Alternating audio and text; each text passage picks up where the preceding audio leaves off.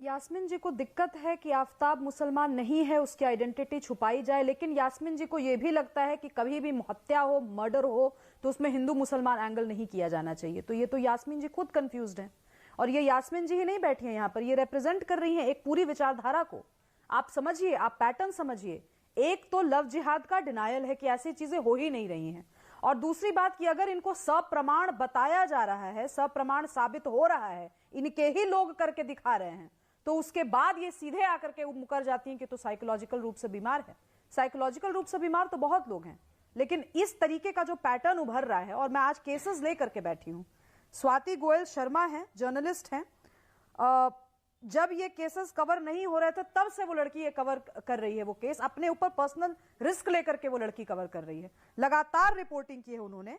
मैं कुछ केसेस पढ़ देती हूँ। सूफिया निधि, श्रद्धा आफ्ताब, शेर खान नैना कौर, एकता जसवाल साकिब, निकिता तौसीफ, शमशाद, प्रिया और उसकी बेटी, रचना इरफान, उमा जिसको आरिफ ने बुरी तरीके से जला दिया, वो अभी जिंदगी और मौत की लड़ाई लड़ रही है, और बाकी जो केसेस बताए उसमें लड़की की डेथ हो चुकी है। ये सारे केसेस ऐसे हैं जिसमें लव जिहाद का एंगल कैसे नहीं है, मुझे समझा दे कोई।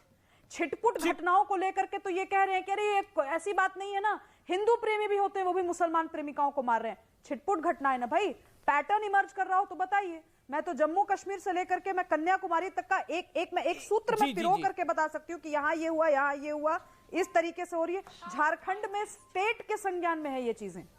आप मुझे बताइए ना, यहाँ पे मुसलमान, कई लोग यहाँ पे मुस्लिम धर्म और अपने लोगों की नुमाइंदगी करने बैठे हैं, भारतीय बन करके। मुझे लगता है केवल यहाँ पे एक मुसलमान बात कर रहे होंगे, लेकिन जो लोग नुमाइंदगी कर रहे हैं, ठीक है madam, you made your point. किसी भी जगह पर रिवर्स लव जिहाद को लेकर के अगर स्टेट को संज्ञान में लाया गया हो तो बताइए ना आमिर जी। ओके कि मुस्लिम पर्सनल लॉ बोर्ड ने कहा हो कि हमारी मुसलमान जवाब ले लेते हैं, ऐसा हो रहा है, बताइए। ओके, यास्मीन फारूकी जवाब। मैं ऐसे फिर वही बात आके कहूंगी कि मैं लिस्ट लेके तो बैठती नहीं हूँ, क्योंकि मुझे ये लिस्ट लेके तो बैठना पड़ेगा ना मैडम। अगर हम पैटर्न की बात करें तो लिस्ट लेके बैठना पड़ेगा। क्या अगर मैं भी बात पूरी करने देंगे? जी, करने दे रहा हूं। चाहिए ना, बैठिए। मैं तो पैटर्न गिना रही हूं, आप भी गिनाइए। तो नहीं बोलूंगी, मुझे तो कोई प्रॉब्लम क्या बोला तूने? मैडम इसमें नाराजगी की बात नहीं है, मैं कह रहा हूं कि लिस्ट लेके तो बैठना पड़ेगा। जब हम पैटर्न की डिस्कशन करते हैं, जब हम आतंकवाद की डिस्कशन करते हैं तो लिस्ट लेके बैठना पड़ता है कि आतंकवादी कैसे आए। जब हम लव जिहाद की बात करें तो पैटर्न की बात करी जाएगी, इसमें कोई हर्ष तो है नहीं। अजय जी, अच्छा एक बात तो मैं और कह दूं, आप यहाँ मुस्लिम पर्सनल लॉ बोर्ड का नाम मत लीजिए, क्योंकि मैं उसके बिहाफ पे कभी भी नहीं बैठती हूँ। मैं एसडीपीआई की नेशनल जनरल सेक्रेटरी हूँ, इसलिए मैं उसके बिहाफ पे कोई बात नहीं करती और ना काम करती हूँ, पहली बात। दूसरी बात, मैं आपको क्लियर ये बात कह रही हूँ कि अगर कोई इसी तरह की बात ही करने बैठा है, सिर्फ कि यहाँ ये हिंदू मुस्लिम है और ये जिहाद है और ये लव जिहाद है और ये है, तो मेरे पास उन बेवकूफ़ाना बातों का कोई जवाब नहीं है, क्योंकि वो साबित करने को बैठे हैं। मैं इस तरह की बात करके, मैं भारतीय होने के लिए इस तरह की बात ही करना पसंद नहीं करती, मैं बात ही नहीं करूंगी इस मैटर पे। आमिर जी, ओके, शुभराष्ट्र 30 सेकंड जी, इनको डिबेट का टॉपिक नहीं, आमिर जी इनको डिबेट का टॉपिक नहीं बताया गया था क्या?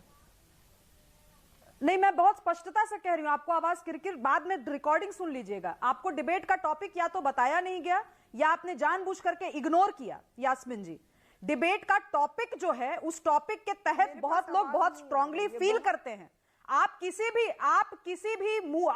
भी आइडेंटिटी के साथ बैठी हूं, मुझे उससे कोई लेना देना नहीं। आप आज एक महिला होने के नाते बैठी है ना, मैं एक मुस्लिम महिला के नाते तो बैठी है। छोड़ दीजिए कि आप पर्सनल लॉ बोर्ड से आपका संबंध है या नहीं, तो आप डिसाइड करेंगे कि नफरत कौन फैला रहा है। यहाँ पे नफरत फैलाने के नाम पे लड़कियों का कत्ल कर दिया गया, 35 टुकड़े कर दिए गए, और आप मुझे बोल रही हैं कि मैं नफरत फैलाने बैठी हूँ। थोड़ा दिमाग ठिकाने रखिए यास्मीन जी, आपकी जनरेशन तो गई, आगे आने वाली जनरेशन मेरी है और मेरे से आगे आने वाली जनरेशन है। आप जैसे लोगों ने सच्चाई को, आप बोलने दीजिए ना यास्मीन जी, इतना क्यों डर रही हैं सच से? आप जैसे लोगों की वजह से ही, आप जैसे बुजुर्गों की वजह से ही आज का युवा इस सिचुएशन में है कि लव जिहाद के मामले होते जाते हैं और चीजों को ब्रश अंडर द कारपेट, जो अंग्रेजी में एक फ्रेज है, वो किया जाता है। सब कुछ चंगा है, सब कुछ बढ़िया है, कोई बात मत करो इस टॉपिक पे, सामान्य घटना है, सामान्य क्राइम है, अरे वो मेंटली डिरेल्ड है तो लगातार ऐसे केसेस होते हैं। जवाब को भी संज्ञान लेना पड़ता है।